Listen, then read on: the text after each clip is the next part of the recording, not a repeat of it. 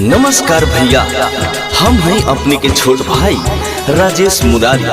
जी हाँ भैया, सारा सृष्टि जानेला कि रावण के अंत काहे खातिर भइल रहे। जी हाँ, रावण के अंत माता सीता के हरण के कारण रावण के अंत भई रहे। वही कहानी के हम अपना जुबानी सुनावे जा रहल बानी। त आई भक्तजन हमनी सब कोई भजन के आनंद लिहल जाओ। भेष बदली छल से,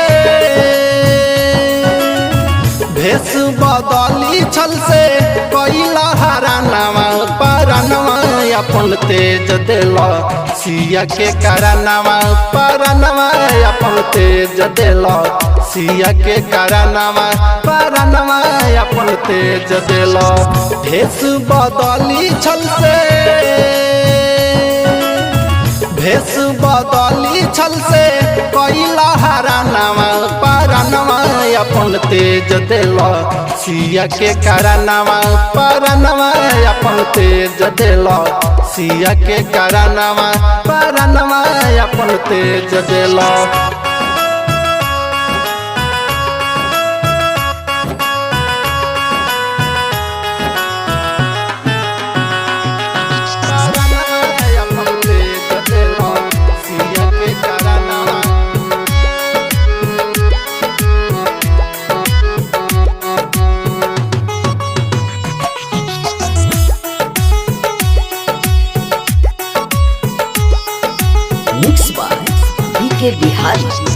तीनों लोक के स्वामी के नाही पहचानला, पत्नी मंदोदरी के बतियो न मनला।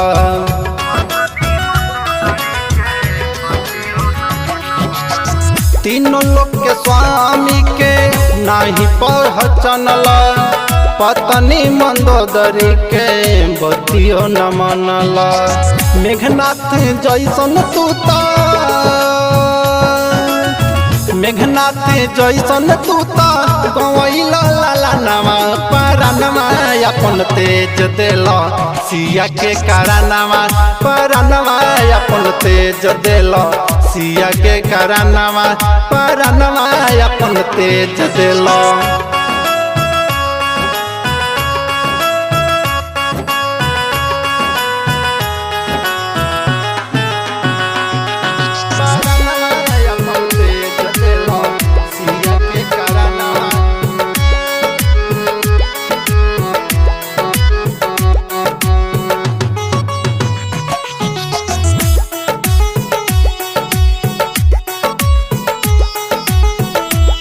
Bihari recording studio. सीता माई के हरण कैला कैला भारी पाप हो, लंकावा उजारी लिहला अपने तू आप हो।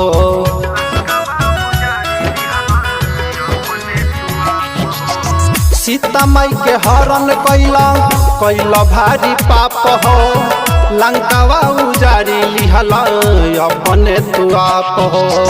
भाई विभीषण के ना,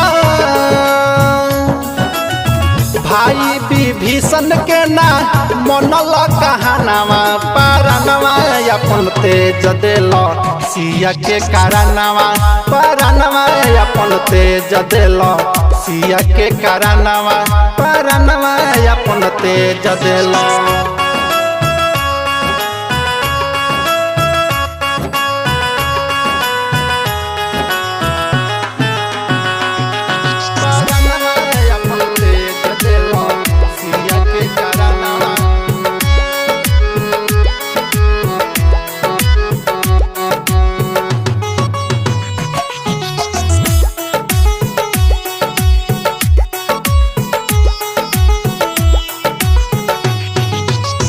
राइटर परदीप पारले कैले गीतकारी, राम के भजनिया गावे राजेश मुरारी।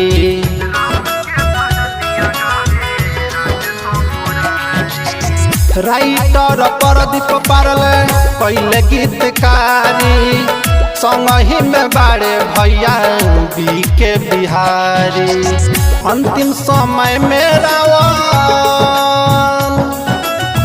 अंतिम समय में रावण लेला राम नामवा परनवा अपन तेज देलो सिया के कारणवा परनवा अपन तेज देलो सिया के कारणवा परनवा अपन तेज देलो।